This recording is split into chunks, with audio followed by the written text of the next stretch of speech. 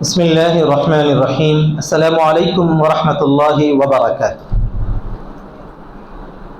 الحمد للہ وحدہ والصلاة والسلام علی من لا نبی بعدہ، اما بعد فقد قال اللہ تبارک وتعالی فی کلامہ المجید، اعوذ باللہ من الشیطان الرجیم، بسم اللہ الرحمن الرحیم۔ وَأَنَّ الْمَسَاجِدَ لِلَّهِ فَلَا تَدْعُوا مَعَ اللَّهِ أَحَدًا۔ وقال تعالى إنما يعمر مساجد الله من آمن بالله واليوم الآخر وأقام الصلاة وآتى الزكاة ولم يخش إلا الله، صدق الله العظيم۔ وقال النبي صلى الله عليه وسلم أحب البلاد إلى الله مساجدها وأبغض البلاد إلى الله أسواقها، أو كما قال صلى الله عليه وسلم۔ صدق اللہ العظیم وصدق رسولہ النبی الکریم ونحن على ذلك من الشاہدین والشاکرین، اما بعد۔ اولا ادعو اللہ تعالی رب اشرح لی صدری ویسر لی امری واحلل عقدۃ من لسانی یفقہوا قولی۔ بزرگان محترم، عزیز دوستوں اور ساتھیوں، پیارے بچوں، اللہ تبارک و تعالی نے دنیا میں جو سب سے پہلا گھر مقرر فرمایا ہے اسے ہم سب جانتے ہیں کہ وہ کعبۃ اللہ ہے۔ قرآن مجید میں باری تعالیٰ نے سورہ آل عمران میں فرمایا، پارے 4 کا پہلا رکوع ہے، ان اول بیت وضع للناس للذی ببکۃ مبارک وہدی للعالمین۔ بے شک وہ پہلا گھر جو لوگوں کے لیے مقرر فرمایا گیا ہے وہ مکے میں ہے۔ عربی لہجے کے اعتبار سے قریشی زبان میں مکے کو بکہ بھی قرار دیا گیا ہے، تو قرآن مجید میں یہاں پر بکہ لفظ آیا ہے، یعنی مکہ مکرمہ، اور یہ وہدی للعالمین، لوگوں کے لیے، سارے جہانوں کے لیے ہدایت کا ذریعہ ہے۔ تو اللہ تبارک و تعالیٰ نے پہلا جو گھر مقرر فرمایا ہے وہ مکہ مکرمہ میں ہے، وہ کعبۃ اللہ ہے۔ اللہ تعالیٰ نے اسی کعبۃ اللہ کی تعمیر کے لیے فرشتوں کو حکم فرمایا، پھر آدم علیہ السلام نے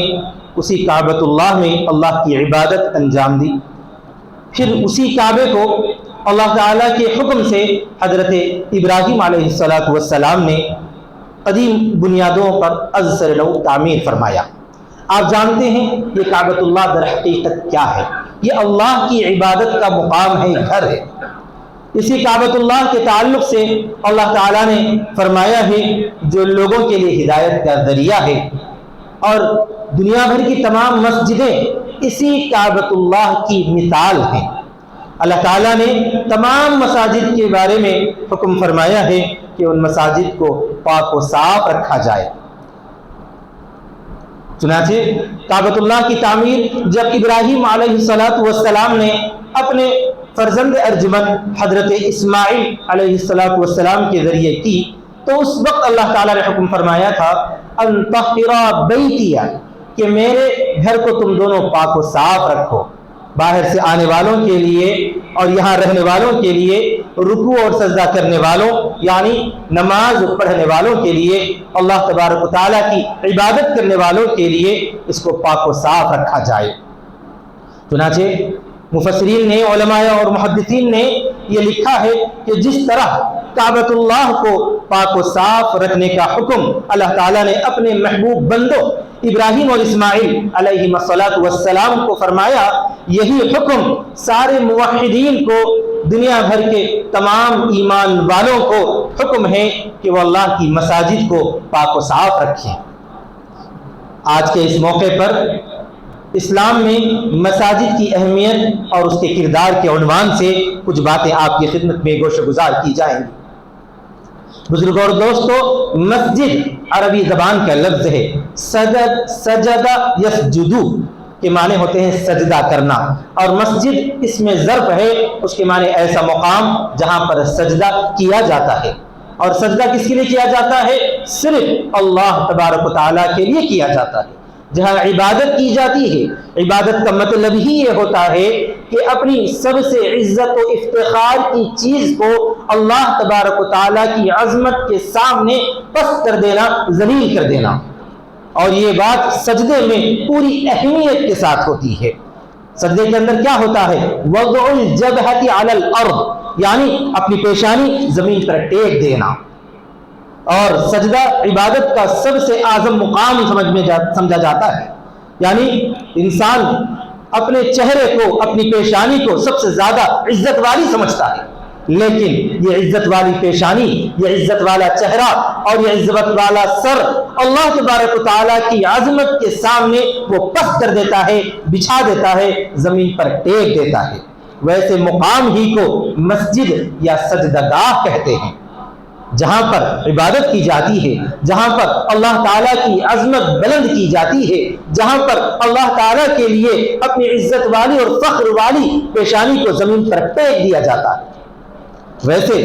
اللہ تعالیٰ نے مسلمانوں کے لیے دنیا کی تمام سرزمین کو، شرط یہ ہے کہ وہ سرزمین پاک ہو، وہاں پر کوئی ناپاکی گری ہوئی نہ ہو، تو اس کو سجدہ گاہ مقرر فرمایا ہے، لیکن اجتماعی عبادت کے لیے اللہ تعالیٰ نے مسجد کو مقرر فرمایا ہے۔ قرآن مجید میں سورہ نور میں مسجد کے بارے میں فرمایا فی بیوت اذن اللہ ان ترفع، کہ یہ ایسے گھر ہیں اللہ تعالیٰ کے جہاں پر اللہ نے حکم فرمایا ہے کہ وہاں پر اللہ کے نام کو بلند کیا جائے اور اس کے نام کا ذکر کیا جائے، اس کی تسبیح پڑھی جائے، اس کی رفعت شان کو بلند کیا جائے۔ یہ ہے مسجد کی اہمیت اور مسجد کا کردار۔ اللہ تعالیٰ نے مساجد کے بارے میں یہ بھی ارشاد فرمایا ہے کہ وَأَنَّ الْمَسَاجِدَ لِلَّهِ فَلَا تَدْعُوا مَعَ اللَّهِ أَحَدًا، کہ مسجدیں اللہ ہی کے لیے ہیں، ان مساجد میں اللہ کے علاوہ کسی اور کو مت پکارو اور کسی اور کے سامنے ہاتھ مت پھیلاؤ۔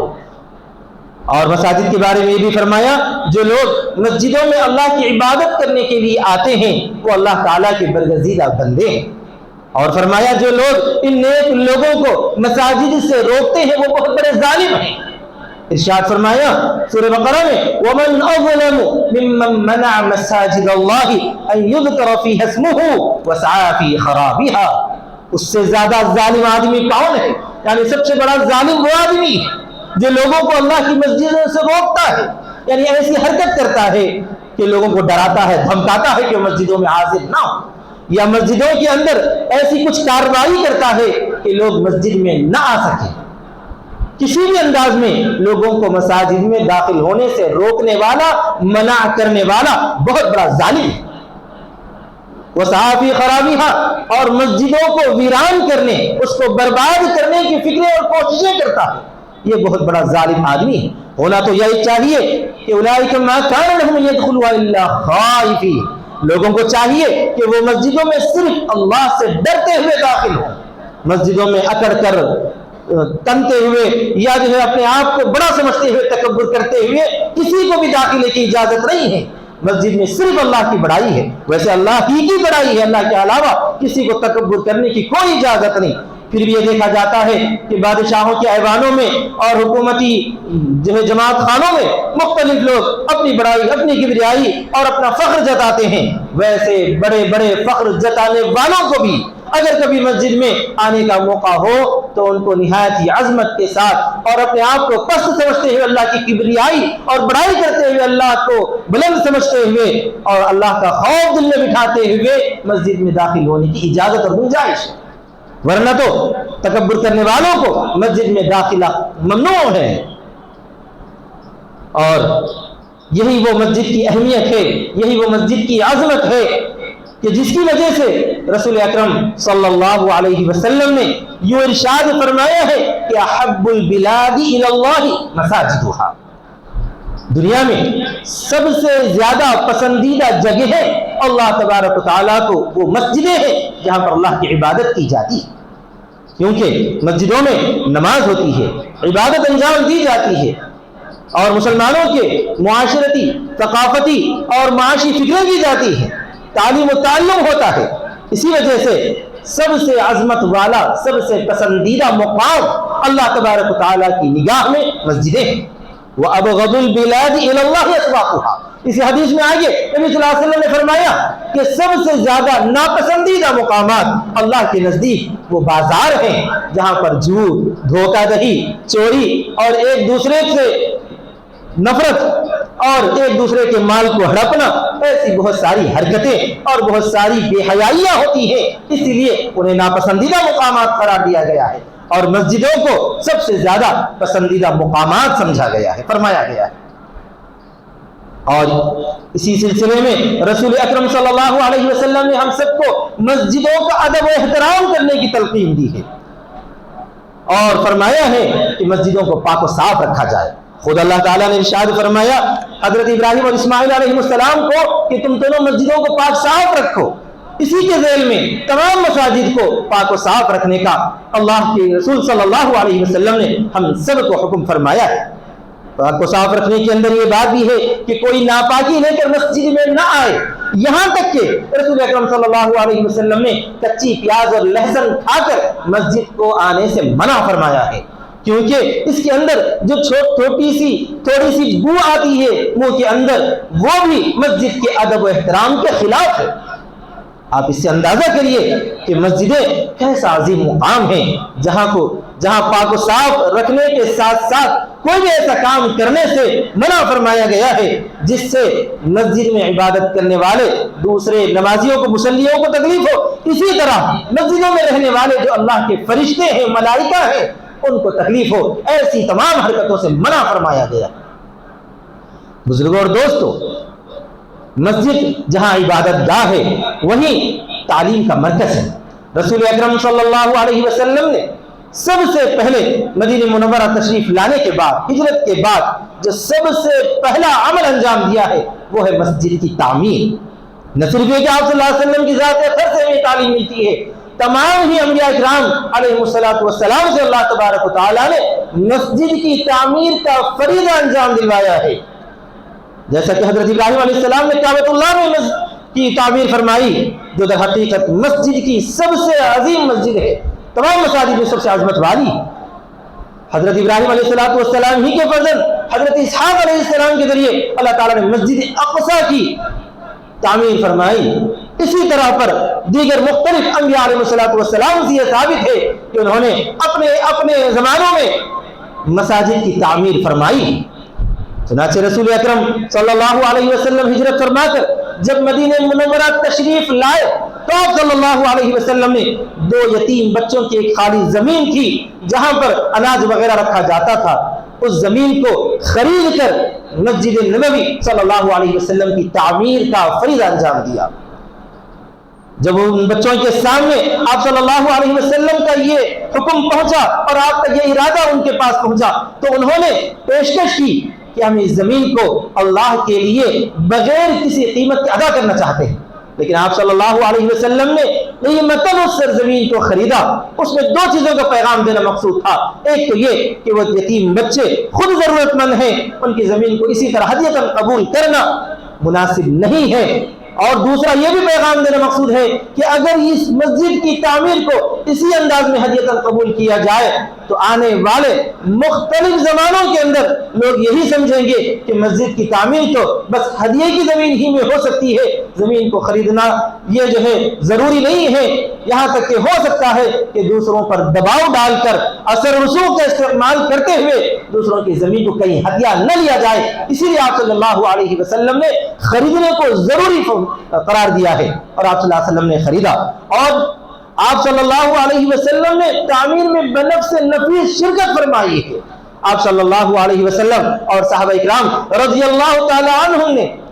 پتھروں کو اور گارے کو لگا کر دیواریں تعمیر فرمائی اور جو ہے کھجور کا چھپر اس پر ڈالا گیا،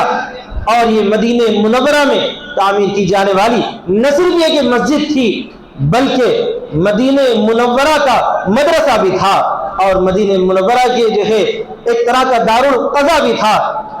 اور اسی طرح پر مجاہدین کے جو قافلے جہاد کے لیے روانہ ہوتے ہیں ان قافلوں کی ہدایت دینے کا مرکز بھی تھا۔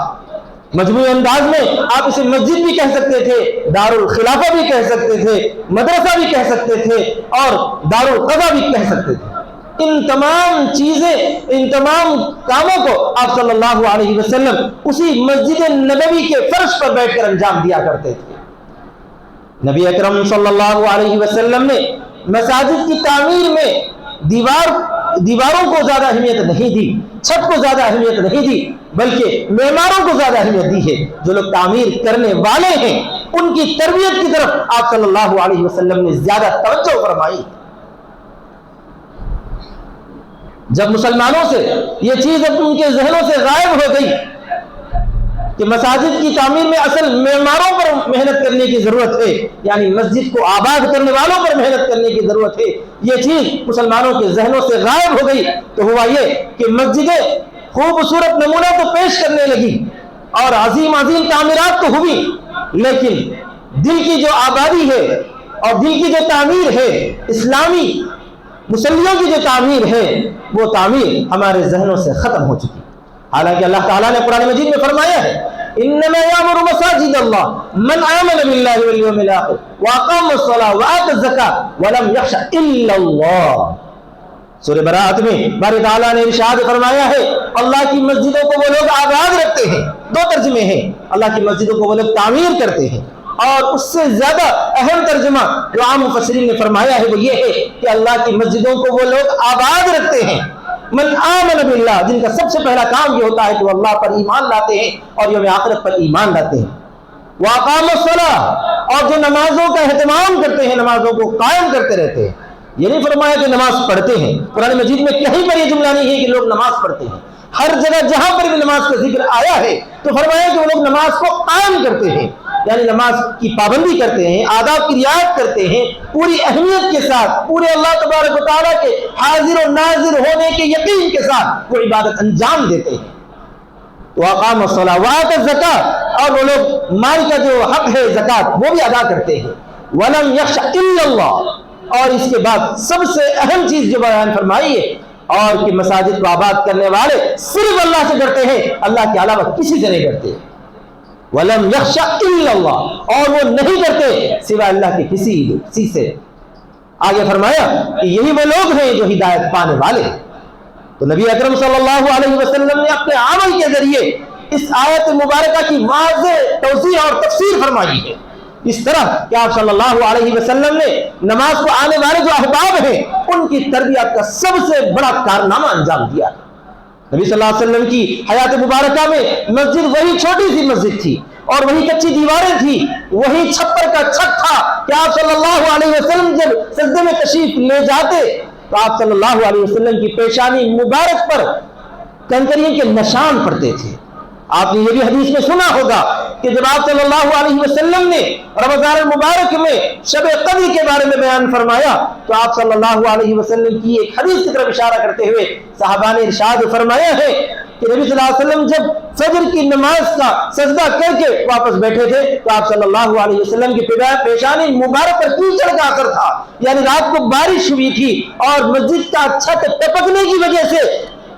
زمین پر جو ہے پانی لگ گیا تھا، اور جب آپ سجدے میں تشریف لے گئے تو پیشانی مبارک پر پانی کا اور مٹی کا اثر تھا۔ تو بزرگوں اور دوستو، آپ صلی اللہ علیہ وسلم نے اس کو قطعاً ضروری نہیں سمجھا کہ مسجد ہماری بہت عالی شان بنے، اونچی بنے، سب سے عظیم بنے، لیکن اس بات کو ضرور سمجھا، آپ صلی اللہ علیہ وسلم نے نہایت ہی ضروری سمجھا کہ جو لوگ مسجد آنے والے ہیں ان کی تربیت کا، ان کی تعمیر کا میں فریضہ انجام دوں۔ یہی آپ صلی اللہ علیہ وسلم کی سب سے بڑی ترجیح تھی، سب سے بڑی پیروی نبی صلی اللہ علیہ وسلم یہی تھی کہ مساجد میں مصلیوں کی تعمیر کا فریضہ انجام دیا جائے۔ چنانچہ اس پر غور کرنے سے پتہ چلتا ہے کہ مساجد میں صرف عبادت ہی انجام نہ دی جائے، مساجد کو صرف دیگر مذہبی عبادت گاہوں کی طرح کسی ایک چیز کے لیے محدود کر کے نہ رکھا جائے، بلکہ مسجدوں سے جو کام آپ صلی اللہ علیہ وسلم نے فرمائے ہیں، عمل کر کے ہمیں بتائے ہیں، ان تمام کاموں کا آغاز اور ان تمام کاموں کا سلسلہ مسجد سے جاری اور ساری ہو۔ غور کریں تو معلوم ہوتا ہے کہ مسجد میں 4 طرح کا کردار ادا کرنے کی صلاحیت ہے۔ سب سے پہلے یہ کہ مسجد روحانی اور تربیتی کردار میں سب سے بڑا فریضہ انجام دیتی ہے۔ کس طرح پر؟ کہ جب کوئی آدمی مسجد میں حاضر ہوتا ہے تو ظاہر سی بات ہے نماز کے لیے، عبادت کے لیے حاضر ہوتا ہے۔ آنے سے پہلے اگر وہ جنوبی ہو یعنی غسل کی حاجت ہو تو وہ غسل کرتا ہے، بغیر غسل کی تو مسجد کو حاضر نہیں ہو سکتا۔ اور اگر باوضو نہیں ہے تو وضو کرتا ہے، تو جسمانی پاکی اور صفائی کے ساتھ اسی طرح کپڑے اگر ناپاک ہوں، کچھ ناپاک چھینٹے اس کے کپڑوں پر اڑے ہوں تو ان کپڑوں کو بھی پاک و صاف کر لیتا ہے یا تبدیل کرتا ہے، مسجد کے اندر حاضر ہوتا ہے۔ جسمانی صفائی کی گئی، اسی طرح پر مسجد میں آ کر اللہ کے سامنے کھڑا ہوتا ہے، قیام کرتا ہے، رکوع کرتا ہے، سجدہ کرتا ہے۔ جس طرح جسم کی صفائی اس نے کی، اسی طرح اپنے روح کی صفائی کی کوشش اور فکر کرتا ہے، نماز کا فریضہ انجام دیتا ہے، تو اس طرح پر مسجد اس کے روح کی صفائی کا ذریعہ ہے۔ تو مسجد کا سب سے بڑا کردار یہ ہے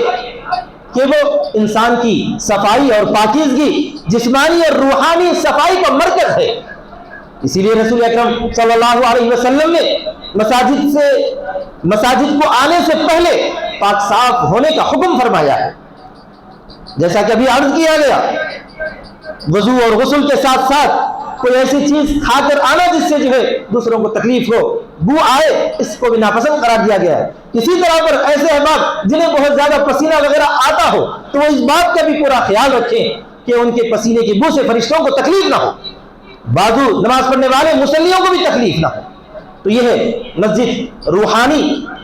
اور جسمانی پاکی اور صفائی کا بہت بڑا مرکز ہے۔ تو جس طرح پر ہم نے پاکی اور صفائی کا ظاہری طور پر خیال رکھا، جسمانی خیال رکھا، روحانی خیال رکھا، اسی طرح پر ہم اپنے دل کی پاکی اور صفائی کا اس انداز میں خیال رکھیں کہ ہم تکبر سے اور اسی طرح نفرت سے، کینے سے اور بغض سے، عداوت سے، ان تمام چیزوں سے اپنے دل کی صفائی کریں۔ ظاہر سی بات ہے، مسجد ایک ایسا مقام ہے جہاں پر کسی کو فخر و غرور کرنے کا کسی طرح کا کوئی موقع نہیں۔ ہو سکتا ہے کہ کسی اور جگہ میں، کسی ہوٹل میں، کسی بازار میں، کسی مقام پر ہوتا ہے کہ اونچ نیچ کا خیال رکھا جاتا ہو، کوئی کسی جگہ حاضر ہوتا ہو، دوسرے کو وہاں آنے کی اجازت نہ دی جاتی ہو، کوئی جو ہے اونچے قسم کا آدمی، چودھری ٹائپ کا ذمہ دار ہو، یا کوئی بھی جو ہے پیسے والا ہو، رئیس ہو، وہ کسی اونچے مقام پر پہنچتا ہے، دوسروں کو اس مقام تک پہنچنے کی اجازت نہیں دی جاتی، تو وہاں پر بڑائی اور کمتری کا ایک طرح کا معیار رکھا گیا ہے کہ وہ اشراف ہیں یا ارذال ہیں، وہ اونچے ہیں یا نیچے ہیں۔ لیکن مسجد میں اس کی کوئی اہمیت اور اس کی جو ہے کسی طرح کی کوئی گنجائش نہیں رکھی گئی، بلکہ مسجد کے ذریعے ہمیں تعلیم دی گئی ہے کہ ہم کبھی بھی اپنے آپ کو اشراف یا کسی کو ارذال یا اپنے آپ کو بڑے کسی کو چھوٹے ہرگز نہ سمجھیں۔ جب مسجد میں آپ حاضر ہوں گے تو ایک امام کے پیچھے بازو نماز پڑھنے والا کوئی رئیس بھی ہو سکتا ہے، کوئی کونسلر بھی ہو سکتا ہے، MLA بھی ہو سکتا ہے، MP ہو سکتا ہے، PM بھی ہو سکتا ہے، لیکن وہ بھی اسی صف میں کھڑے ہوگا جس صف میں اس کے بازو ٹھہرنے والا ایک غریب آدمی، ایک محتاج آدمی، ایک ضرورت مند آدمی اور ایک جو ہے نیچے سے نیچے طبقے والا دنیاوی اعتبار سے۔ اس وجہ سے اسلام میں طبقاتی نظام کی کوئی اہمیت نہیں ہے، طبقات کوئی ہے ہی نہیں۔ اللہ تعالیٰ نے قرآن مجید میں فرمایا خاندان اور قبیلے اللہ نے اس لیے بنائے کہ تاکہ تمہارا تعارف ہو، اپنے آپ کو بڑا سمجھنے، کسی کو کمتر سمجھنے کے لیے خاندان نہیں بنائے گئے۔ ویسے کسی آدمی کے ذہن میں اگر یہ خیال بھی ہو جائے تو وہ خیال بھی اس کو دل سے نکال کر باہر پھینکنے کا حکم دیا گیا ہے۔ جب مسجد میں کھڑے ہوتے ہیں تو ایک ہی صف میں کھڑے ہو گئے، محمود و ایاز آپ نے بارہا سنا ہوگا، نہ کوئی بندہ رہا نہ کوئی بندہ نماز، تو سب کے سب ایک ہی صف میں کھڑے ہو جاتے ہیں۔ تو یہاں پر ہمارے روح کی یہ تربیت کی گئی ہے، ہمارے ذہن کی یہ تربیت کی گئی ہے کہ اپنے آپ کو بڑا سمجھنے کی کسی کو اجازت نہیں۔ یہ بات نہیں ہے کہ صرف مسجد میں یہ خیال رکھا جائے مسجد سے باہر جاتے ہی اپنے آپ کو تکبر والا اور دوسرے کو جو ہے کم تر سمجھے، اس کی کوئی اجازت نہیں۔ مسجد میں اگر کوئی ہمارا غیر مسلم آنا چاہتا ہے تو اس کو بھی کھلے مہار اجازت ہے، بالکل جو ہے وہ آ سکتے ہیں، کوئی رکاوٹ نہیں ہے۔ اگر وہ ہمارے ساتھ صف میں کھڑے ہو کر نماز جیسا عمل کرنا چاہتے تب بھی اجازت ہے۔ آپ جان کر حیران ہو جائیں گے، رسول اکرم صلی اللہ علیہ وسلم کی خدمت میں جو وفود آتے تھے، باہر سے لوگ ملاقات کرنے کے لیے آتے تھے، جو ہے قافلے آیا کرتے تھے، تو آپ صلی اللہ علیہ وسلم ان کا قیام کسی کے گھر میں نہیں کرواتے تھے، کوئی الگ مہمان خانہ نہیں بنایا گیا تھا، ان کا قیام مسجد ہی میں کرایا جاتا تھا تاکہ وہ اپنی آنکھوں سے دیکھیں کہ مسجد میں ہوتا کیا ہے۔ آج دکھ اور افسوس کی بات ہے کہ آج مسلمانوں نے مسجد کے اس کردار کو بھلا ہی دیا۔ آج ہمارے برادران وطن نے ان جھوٹی اور مکار میڈیا کی باتوں میں آ کر یہ سمجھ لیا کہ مسجدوں میں کوئی ایک کمرہ ہوتا ہے جہاں پر انہیں ٹریننگ دی جاتی ہے، جہاں پر انہیں یہ کہا جاتا ہے کہ کافروں کو مارو؟ نعوذ باللہ من ذالک۔ قرآن مجید میں کہیں اللہ نے یہ نہیں فرمایا کہ کافروں کو مارو، ہاں یہ ضرور فرمایا گیا کہ جو تمہارے دشمن ہے، جو تمہیں کاٹنا چاہتے ہیں، تم ان سے بدلہ لے سکتے ہو۔ لیکن ہمیں اپنے عمل کے ذریعے ہمارے غیر مسلمین کے ذہن میں ایک غلط بات بٹھا دی، اور ہم نے ان کے ذہن کے اندر ایسا بات رچا اور بسا دی کہ وہ لوگ بھی سمجھتے ہیں کہ مسجد میں کسی کو داخلہ نہیں ہے، مسجدوں میں داخلہ بند ہے، لہذا وہ لوگ دور سے ہی دیکھ کر یہ سمجھتے ہیں کہ یہ مسجد ہے، یہ ان لوگوں کا مقام ہے، یہاں پر ان لوگوں کو ٹریننگ دی جاتی ہے، یہاں پر انہیں وہ کیا جاتا ہے، یہ کیا جاتا ہے۔ حالانکہ ان میں جو جاننے والے ہیں، پڑھے لکھے لوگ ہیں، وہ تو جانتے ہیں کہ مسجد میں ہوتا کیا ہے۔ اور میں آپ کو یہاں تک بتاؤں کہ مسجد کی اہمیت تو وہ لوگ جتنا جانتے ہیں ہم اتنا نہیں جانتے ہیں۔ ایک مسلمان نہیں جانتا ہے کہ اسلام میں مسجد کی کیا اہمیت ہے، لیکن ایک ہمارا غیر مسلم جو پڑھا لکھا غیر مسلم ہے، جو جانتا ہے، سمجھتا ہے، تعلیم یافتہ ہے، اسے اچھی طریقے سے معلوم ہے کہ مسجد کیا ہے اور مسجد میں کیا ہوتا ہے۔ تو مسجد میں سب سے پہلا کام کیا ہوتا ہے؟ جسم کی اور روح کی تربیت ہوتی ہے۔ جسمانی تربیت پاکی اور صفائی کے ساتھ، روحانی تربیت دلوں کی گندگی اور آلائش کو نکال کر پھینکنے کے ساتھ، اپنے فخر و غرور کو ذہن سے اور دماغ سے نکال کر پھینکنے کے ساتھ، اور اتحاد اور اتفاق کی دولت کو اپنے دل میں رچا اور بسانے کے ذریعے۔ بڑا دکھ اور افسوس کی بات یہ نہیں ہے تو اور کیا ہوگا کہ ہم لوگ مسجد میں تو آ رہے ہیں، ایک ساتھ نماز بھی پڑھ رہے ہیں، اس کے باوجود بھی ہمارے دل ایک دوسرے کے ساتھ صاف نہیں ہے۔ تو ایسی جگہ جمع ہو کر ایک امام کے پیچھے نماز پڑھنے کے باوجود، ایک اللہ کو اپنا رب ماننے کے باوجود، نبی صلی اللہ علیہ وسلم کی شریعت پر عمل کرنے کا دعویٰ کرنے کے باوجود ہمارے دلوں میں آپس میں نفرت ہے، عداوت ہے، دشمنی ہے، اور ہم ایک دوسرے کو گرانا چاہتے ہیں، تو پھر اسلام کے صحیح تربیت نظام کو ہم نے پہچانا ہی نہیں۔ ہم نے مسجد کو صرف یہ سمجھ لیا کہ مسجد میں اس طرح پر آیا جائے کہ دو چار رکوع، ایک چار آٹھ سجدے کر لیے جائیں اور واپس چلے جائیں، تو یہی ہے مسجد کا معاملہ؟ نہیں میرے دوستو، یہ تو وہ دنیا کی دیگر معبودان باطلہ کی عبادت گاہوں کے اندر ہو سکتا ہے کہ ہو، لیکن مسجد میں جیسے ہی ہم داخل ہوں گے تو یہاں ہمارے روح کی صفائی ہوگی، ہمارے ذہن کو پاک صاف کیا جائے گا، ہم تمام آلائشوں سے، تمام گندگیوں سے اپنے روح کی صفائی کا فریضہ انجام دیتے ہوئے مسجد میں حاضر ہو اور عبادت انجام دے، تو اس کا نتیجہ بھی بہت بہترین ہوگا۔ اسی لیے رسول اکرم صلی اللہ علیہ وسلم نے مساجد میں صفوں کی درستگی کا حکم فرمایا ہے۔ اگر تم مسجدوں میں صفوں کو درست نہ کرو تو اللہ تعالیٰ تمہارے دلوں کے اندر بغض و عداوت ڈال دے گا۔ تو ہم مسجدوں کے اندر ان چیزوں کا بھی پورا خیال رکھیں۔ صفوں کو درست کرنا بھی ہماری سب سے اہم اور بڑی ذمہ داری ہے۔ تو میں عرض کر رہا تھا، مسجدوں کے اندر دوسرا جو کردار ہے وہ یہ ہے کہ مسجدیں تعلیم کے مراکز ہیں۔ رسول اکرم صلی اللہ علیہ وسلم نے اپنی مسجد میں مدرسے صفہ قائم فرمایا تھا۔ صفہ کا چبوترا آج بھی موجود ہے۔ حجاج اکرام اور معتمرین اس صفے کے چبوترے پر جا کر 2-4 منٹ بیٹھ کر کچھ تلاوت وغیرہ کرنے، کچھ اللہ کا ذکر کرنے کی سعادت حاصل کرتے ہیں۔ وہ صفہ کا چبوترا در حقیقت وہ تعلیمی مرکز ہے، وہ پہلی تعلیم گاہ ہے جہاں پر اللہ کے رسول صلی اللہ علیہ وسلم نے اپنے طلباء کو تعلیم و تعلم سکھایا، انہیں تعلیم دی، انہیں احادیث سکھوائے، قرآن مجید کی تشریح و تفسیر ان کے سامنے بیان فرمائی۔ اسی کا طفیل ہے کہ وہ علم ہم تک پہنچا۔ تو مسجدیں تعلیمی مراکز بھی ہم بنائیں، مسجدوں میں صرف عبادت کے اور چلے جائیں، اور جو ہے مسجدوں میں کوئی پڑھنے پڑھانے کا سلسلہ نہ ہو، تو یہ مسجد کے حق کی ناانصافی، حق تلفی ہے۔ مسجد کا حق یہ ہے کہ مسجد جیسی عبادت گاہ ہے ویسی تعلیم کا مرکز بھی ہونا چاہیے۔ اسی کے ساتھ ساتھ مسجدوں کے اندر ثقافتی کردار کی ایک اہمیت بھی نظر آئے۔ وہ یہ ہے کہ ثقافت کا مطلب یہ ہے کہ تہذیب و تمدن بھی مسجد کے اندر نظر آئے۔ رسول اکرم صلی اللہ علیہ وسلم کی مسجد مبارکہ میں جب صحابہ کرام رضی اللہ تعالی عنہم آتے تھے تو وہ لوگ اپنے کپڑوں کی صفائی وفائی کا پورا خیال رکھا کرتے تھے۔ ساتھ ہی ساتھ مسجدوں کے اندر نبی صلی اللہ علیہ وسلم کی موجودگی میں، آپ صلی اللہ علیہ وسلم کی تربیت میں لوگوں کا آپس میں تبادلہ، ملاقات، بات چیت وغیرہ ہوتی تھی، اور اسلامی ثقافت، تہذیب و تمدن کا وہاں سے اظہار ہوا۔ تو مسجدیں اسلامی ثقافت کا ایک نمونہ بھی پیش کریں کہ مسلمان اسلامی لباس کے اندر رہیں، مسلمانوں کے جو ہے سروں پر ٹوپی رہے، چہرے پر داڑھی ہو، اور اسی طرح پر جو ہے مسلمان مسجدوں کے اندر اس انداز میں آئے کہ جب مسجدوں سے وہ باہر نکلے تو ان کے چہرے مہرے سے اور ان کی صورت اور شکل سے اس بات کا اظہار ہو کہ یہ اسلام کی عملی طور پر دعوت دے رہے ہیں۔ تو مساجد کے اندر اس بات کی بھی اہمیت ہے کہ مساجد مسلمانوں کا ثقافتی مرکز بھی ہے، تو مساجد میں اس بات کی تعلیم اور اس بات کو اہمیت کے ساتھ پیش کیا جانا چاہیے۔ اسی کے ساتھ ساتھ مساجد جو ہے دعوتی مراکز بھی ہوں۔ یہاں سے رسول اکرم صلی اللہ علیہ وسلم نے اپنی مسجد میں بیٹھ کر دعوتی خطوط لکھے ہیں، اپنی مسجد میں بیٹھ کر آپ صلی اللہ علیہ وسلم نے لوگوں سے ملاقات کی ہے، انہیں توحید رسالت کا پیغام دیا ہے۔ تو مساجد کے اندر دعوت کا ایک مرکز بھی ہو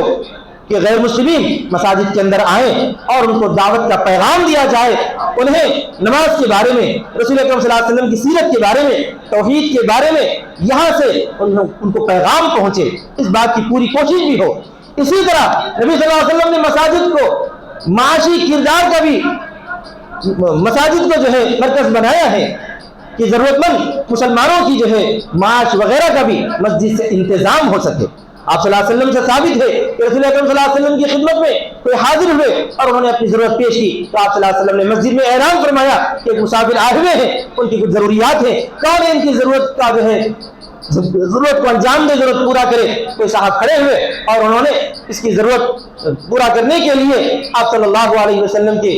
حکم کو قبول فرمایا۔ تو اس طرح ان تمام باتوں سے بات ثابت ہوتی ہے کہ مساجد صرف عبادت ہی کے لیے مقرر نہیں کی گئی ہے اسلامی اعتبار سے۔ ہاں، مسجدوں میں جو سب سے بڑا اور سب سے جو اہم کام ہوتا ہے وہ اجتماعی نماز اور جو ہے عبادت ہے، لیکن اس کے ساتھ ساتھ دیگر جتنے کام ہیں جو مسلمانوں کے اجتماعی ضروری اہم کام ہیں، چاہے وہ تعلیمی ہو، چاہے وہ ثقافتی ہو، چاہے وہ معاشرتی ہو، چاہے وہ معاشی ہو، ان تمام کاموں کو بھی ادا کرنے کے لیے مسجد کو مرکز بنایا جائے۔ اس بات کی فکر اور کوشش ہونی چاہیے۔ یہی وجہ ہے کہ آج دشمنان اسلام نے مساجد پر جو ہے شکنجہ کسنا شروع کر دیا۔ آج دشمنان اسلام اس بات کو اچھی طریقے سے جانتے ہیں کہ جب تک مسلمانوں کا ربط اور تعلق مضبوطی کے ساتھ مسجد کے ساتھ ہوگا تو وہ لوگ اسلام پر باقی رہیں گے۔ جب مسلمانوں کا ربط و تعلق مسجد سے دور ہو جائے گا، ہٹ جائے گا، تو پھر انہیں کسی بھی تہذیب کی طرف، کسی بھی تمدن کی طرف، کسی بھی جو ہے نظریے کی طرف آسانی سے موڑا جا سکتا ہے۔ اسی وجہ سے دشمنان اسلام چاہتے ہیں کہ مساجد کے اطراف گھیرا تنگ کیا جائے اور مساجد کو شہید کیا جائے، مساجد کو چھین لیا جائے، لیکن مسلمان جو ہے اس کا دفاع اس انداز میں کر سکتے ہیں، اور یقیناً ہم سب پر فریضہ لازم ہوتا ہے کہ ہم اس انداز میں ان کی ان سازشوں کا دفاع کریں اور ان کی ان کوششوں کو رد کریں کہ ہم مساجد کو آباد رکھیں۔ یاد رکھیے، مساجد کو صرف رمضان میں آباد رکھنا نہیں ہے، مساجد کو ہمیشہ آباد رکھنا ہے۔ اللہ تبارک و تعالیٰ نے مساجد کو آباد رکھنے کا حکم فرمایا ہے۔ پانچوں نمازیں جو فرض ہیں وہ تو مسجد ہی میں ادا کی جانی چاہیے، الا یہ کہ کوئی معذور ہو، کوئی محتاج ہو، کوئی مسافر ہو تو ایک الگ چیز ہے، اگر وہ نہ آ سکے، مسجد تک نہ پہنچ سکے۔ آپ نے یہاں تک سنا ہوگا حدیث میں کہ رسول اکرم صلی اللہ علیہ وسلم کی خدمت میں ایک اعمى یعنی نابینا صحابی حاضر ہوئے اور انہوں نے آپ صلی اللہ علیہ وسلم سے عرض کیا کہ کوئی مجھے لانے اور لے جانے والا موجود نہیں ہے، کیا میں نمازیں اپنے گھر پر ادا کر سکتا ہوں؟ رسول اکرم صلی اللہ علیہ وسلم نے فرمایا ہاں ادا کر سکتے ہو۔ جب وہ جانے لگے تو پھر آپ نے ان کو آواز دی اور ارشاد فرمایا کیا تمہارے گھر تک مسجد کے اذان کی آواز پہنچتی ہے؟ انہوں نے فرمایا ہاں پہنچتی ہے۔ تو آپ نے فرمایا کہ پھر ضرور تم مسجد آ کر نماز ادا کرو۔ بزرگوں سے اندازہ ہوتا ہے کہ ایک نابینا اور ایک اعمى شخصیت کو آپ صلی اللہ علیہ وسلم نے مسجد کو آباد رکھنے کا کتنا بڑا حکم فرمایا ہے۔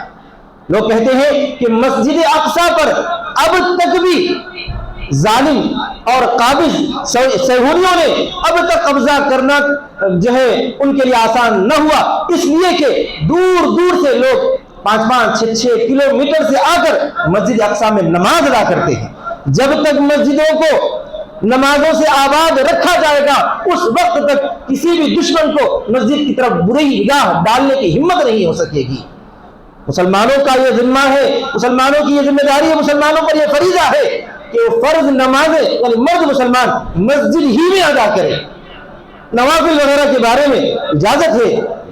مسجد میں بھی ادا کر سکتے ہیں اور گھر میں ادا کرنے کی بھی اجازت ہے، بلکہ گھر کو بھی سجدگاہ بنانے کے لیے اور گھر میں بھی عبادت کا ماحول قائم کرنے کے لیے نوافل گھر میں ادا کرنے کی آپ صلی اللہ علیہ وسلم نے ترغیب دی۔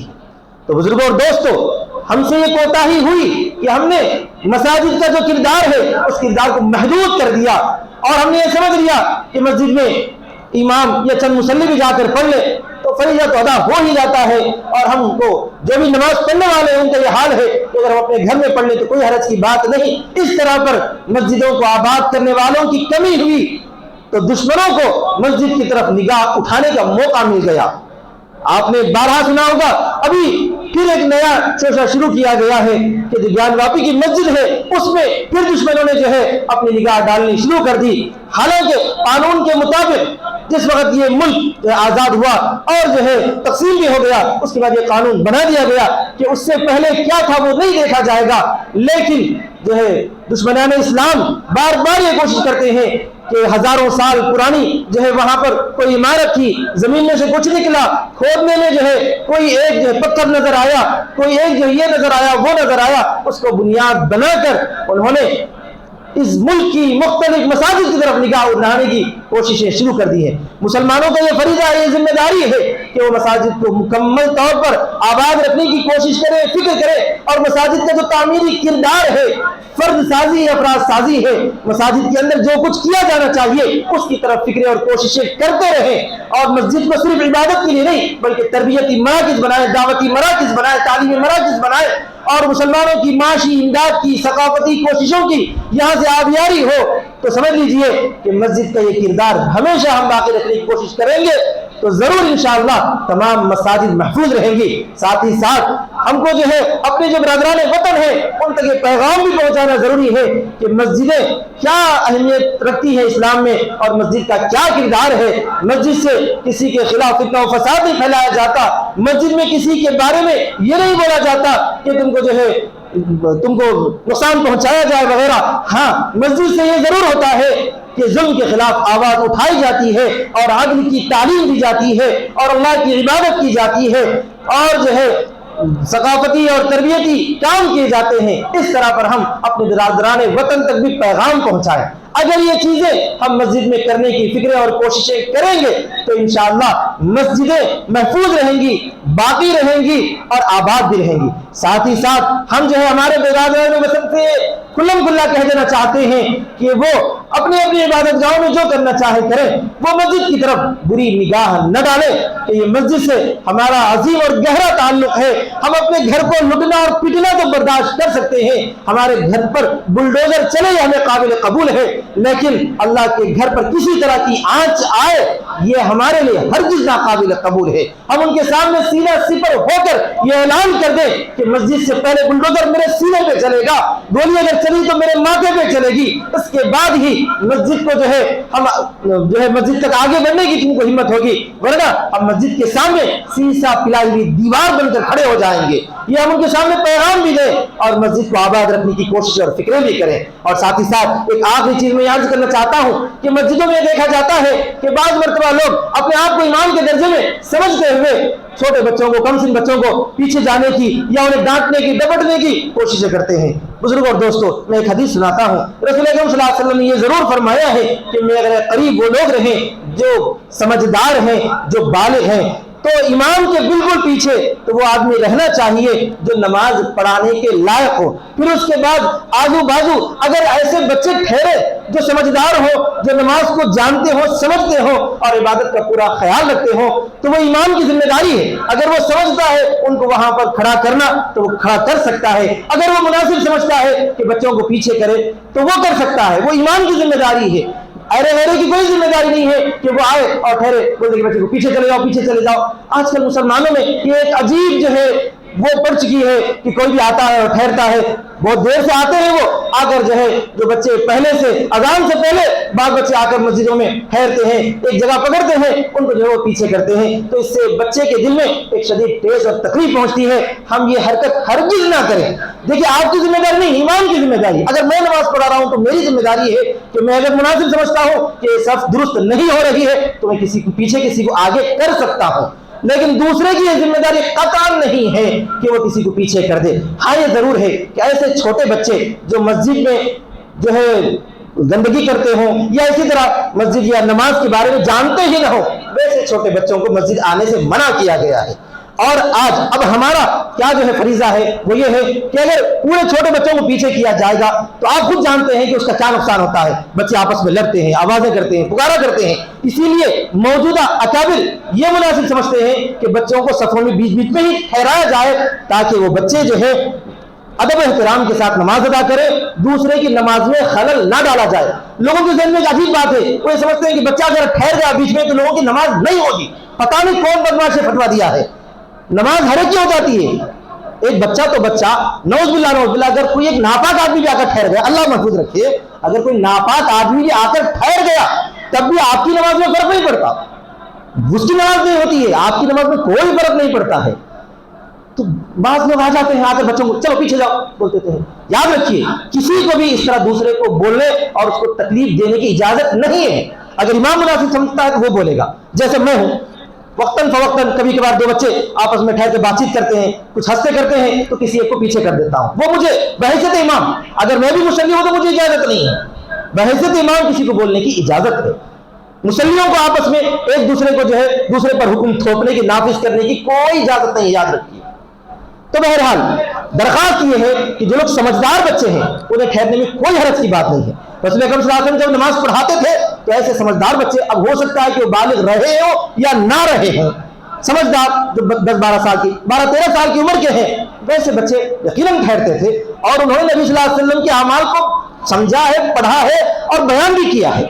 تو اسی وجہ سے دوسرے احباب سے میری پرخلوص درخواست ہے کہ وہ کسی کو آگے کرنے، کسی پیچھے کرنے کا فریضہ انجام نہ دیں. اس بات کو آپ لوگ اہمیت سے سمجھیں. اگر اس طرح بچوں کو ڈانٹتے ڈپٹتے آپ مسجد سے دور کریں گے تو بچوں کے دل میں مساجد کو آباد کرنے کی فکر نہیں ہوگی. اور یہی بچے آج کے بچے ہیں جو کل کے بڑے ہوں گے، یہی مسجد کو آباد کرنے والے ہیں، مسجد کے معمار ہیں. آپ ان کی تربیت کیجئے، انہیں محبت سے، شفقت سے، نرمی سے. اگر وہ کوئی غلطی کرتے ہو تو سمجھائیے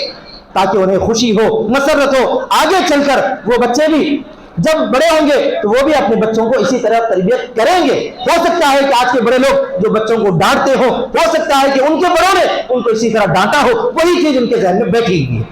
جو لوگ نہیں جانتے تھے ان سے ہو گئی غلطی ہو گئی ہوگی، لیکن اب تو ہم جانتے ہیں، ہم کو اس چیز کا پورا خیال رکھنا چاہیے. میں اگر کوئی غلط بات کہتا ہوں تو جو ہے آپ مجھے پوچھ سکتے ہیں، لیکن جتنی باتیں میں نے آپ کی خدمت میں عرض کی ہے یہ قرآن و حدیث سے ہی ثابت ہے. دعا ہے کہ اللہ تبارک و تعالیٰ ان باتوں پر عمل کرنے کی ناچیز کو بھی توفیق نصیب فرمائے اور تمام میرے سننے والوں کو توفیق عطا فرمائے. وآخر دعوانا الحمدللہ رب العالمین.